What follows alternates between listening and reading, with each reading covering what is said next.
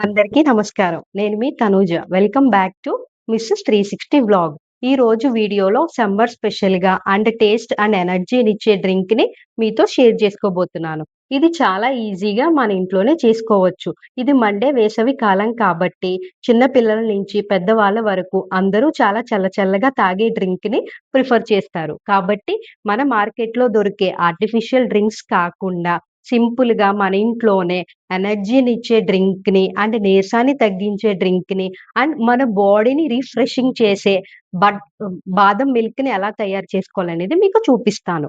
So, మన వీడియోని first నుంచి లాస్ట్ వరకు ఎక్కడ స్కిప్ చేయకుండా చూడండి. దానికి కావాల్సిన ఇంగ్రీడియెంట్స్ ఏంటో చూద్దాం. ఫస్ట్ ఆఫ్ ఆల్ నేను అరగంట సేపు నానబెట్టిన బాదంని తొక్కలు తీసేసాను. అండ్ జీడిపప్పును కూడా ఒక అరగంట సేపు నానబెట్టాను. ఇవి కాచి చల్లార్చిన పాలు అండ్ హాఫ్ లీటర్ పాలనేది తీసుకోండి. ఇదేమో కస్టర్డ్ పౌడర్. మీ దగ్గర వెనిల్లా ఎసెన్స్ ఉన్నా మీరు తీసుకోవచ్చు. ఇది షుగర్. ఇది చిన్న చిన్న పీసెస్ కింద తీసుకున్న మన డ్రై ఫ్రూట్స్. ఇప్పుడు మనం దీని ప్రాసెస్‌లోకి వెళ్ళిపోదాం.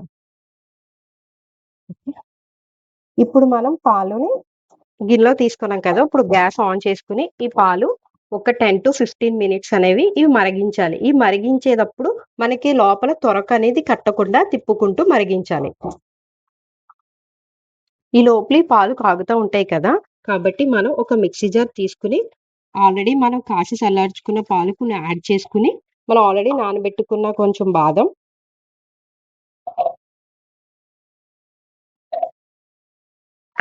అండ్ జీడిపప్పుని ఇందులో వేసేసుకొని, ఒక స్మూత్ పేస్ట్రీగా మనం ఇది తయారు చేసుకోవాలి.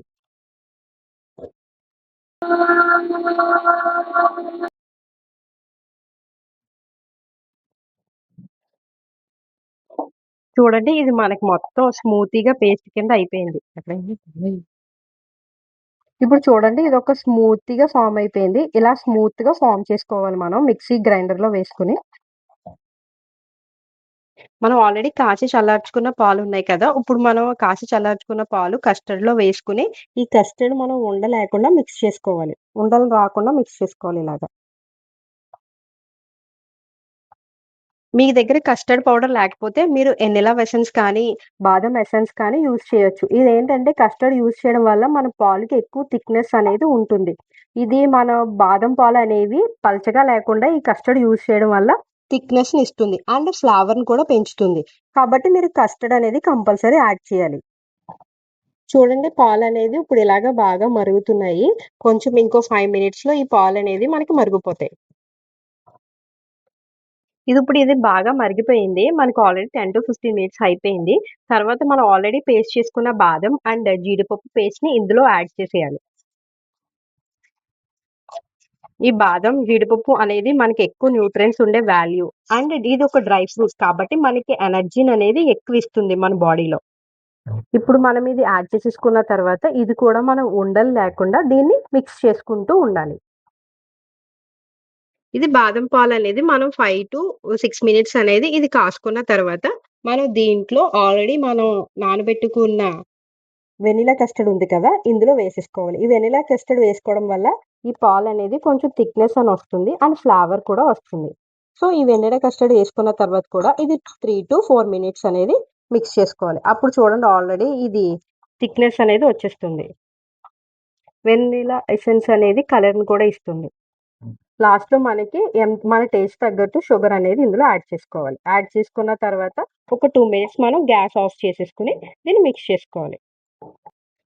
ఈ బాదం మిల్క్ అనేది కొంచెం హాట్‌గా తాగాలనుకున్న వాళ్ళు ఇప్పుడు సర్వ్ చేసుకోవచ్చు. కానీ ఇది సమ్మర్ సీజన్ కాబట్టి కూల్‌గా తాగాలనుకున్న వాళ్ళు ఒక 2 అవర్స్ అనేది ఇది ఫ్రిడ్జ్‌లో ఫ్రీజ్ చేసుకొని ఇది తాగితే చాలా చల్లగా కూల్‌గా ఉంటుంది. ఇప్పుడు ఇది మనకి కూల్ అయిపోయింది. తీసుకొచ్చి మనం గ్లాస్‌లో యాడ్ చేసేసాము. లాస్ట్‌లో మనకి డ్రై ఫ్రూట్స్ అనేది పైన గార్నిష్ చేసుకుంటే మనకు చల్లని బాదం మిల్క్ అనేది రెడీ అయిపోయింది.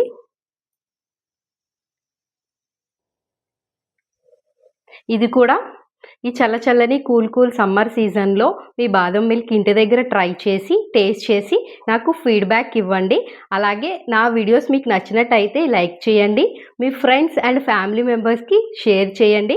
ఇలాంటి మరికొన్ని ఇంట్రెస్టింగ్ ఫుడ్స్ కోసం మా ఛానల్‌ని సబ్స్క్రైబ్ చేయండి. Thanking you for all watching my videos.